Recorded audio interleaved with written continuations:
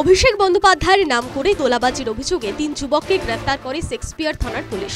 কালনা পুরসভার চেয়ারম্যান আনন্দ দত্তকে ফোন করে এমএলএ হোস্টেলে আসতে বলেন একজন। এরপরেই পুরো চেয়ারম্যান শেক্সপিয়ার থানায় খবর দেন। এমএলএ হোস্টেল থেকে গ্রেফতার করা হয় একজনকে। হঠাৎ একটি হোয়াটসঅ্যাপে ফোন আসে, আপনি কখনো কামারশিটে এসছেন? তাই আমি যথাযথ করি না, কামারশিটে আসেনি।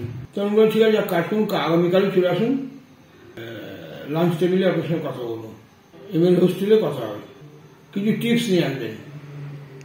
তা আমি জিজ্ঞাসা করি টিপস বলতে আপনি ভালো করে খুলে বলুন কি টিপস। না, 1 হাত নিয়ে আসবেন। 1 হাত বলতে 5 লাখ। ওর বিশ্বাস মশার সঙ্গে যোগাযোগ করি, সেক্সপিয়ার থানা যে ইনস্ট্রাকশন দেন সেই ইনস্ট্রাকশন অনুযায়ী আমি ওদের কাছে যথাসময় যথাভাবে পৌঁছাই।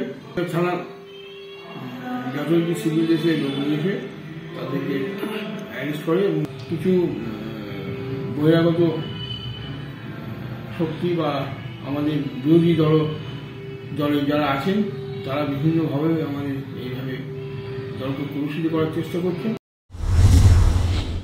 এই ঘটনায় এখনো পর্যন্ত 3 জনকে গ্রেফতার করা হয়েছে। ধৃতদের জেরা করে জানা যায় কোচবিহারের বিধায়কের সুপারিশেই তারা বিধায়ক হোস্টেলের ঘর পান। এরপর বিধায়ক নিখিল রঞ্জন দেকে তলব করে শেক্সপিয়ার থানার পুলিশ। 3 দিনের মধ্যে হাজিরার কথা বলা হয়। বিধায়ক অবশ্য সরাসরি বলেছেন তিনি ধৃতদের কাউকে সুপারিশ পত্র দেননি। এখনো পর্যন্ত শেক্সপিয়ার থানার তরফ থেকে আমি কোনো রকম কোনো চিঠি বা কোনো রকম কোনো মেল পাইনি।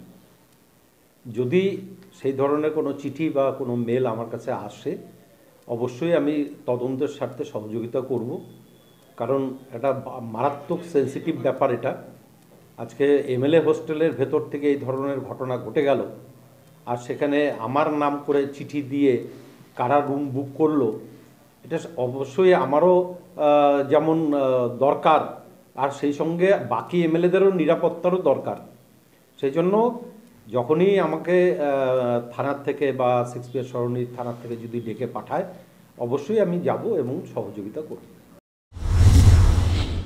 পুরো ঘটনাই তদন্ত করে দেখা হচ্ছে জানিয়েছেন পুলিশ কমিশনার। যখন প্রথম আমরা কমপ্লেন্ট পেলাম তখন থেকেই আমরা ট্র্যাক করছিলাম কারা ইনভলভ আছে। যে লোকটা ধরা পড়েছে আগেও অ্যারেস্ট হয়েছে এরকম কেসে, অ্যান্ড কিভাবে ওখানে এন্ট্রি হলো, কোনো সিকিউরিটি ল্যাপস হয়েছে কিনা, এইগুলো তদন্তের বিষয় আছে, ইনভেস্টিগেশন করছে। বাট টাইমলি পুলিশ ইন্টারভেনশনের জন্য ওই মানে একটা ফ্রড টাইপ যেটা হচ্ছিল ওটা প্রিভেন্ট করা গেছে। অভিষেক বন্দ্যোপাধ্যায়ের নাম করে টাকা তোলার অভিযোগে আগেও বেশ কয়েকজনকে গ্রেফতার করা হয়েছে। প্রশ্ন উঠছে তোলাবাজির ক্ষেত্রে কেন বারবার অভিষেকের নামই করা হচ্ছে? টাকা চাওয়া হলেও কেনই বা টাকা দিচ্ছেন প্রতারিতরা? News time.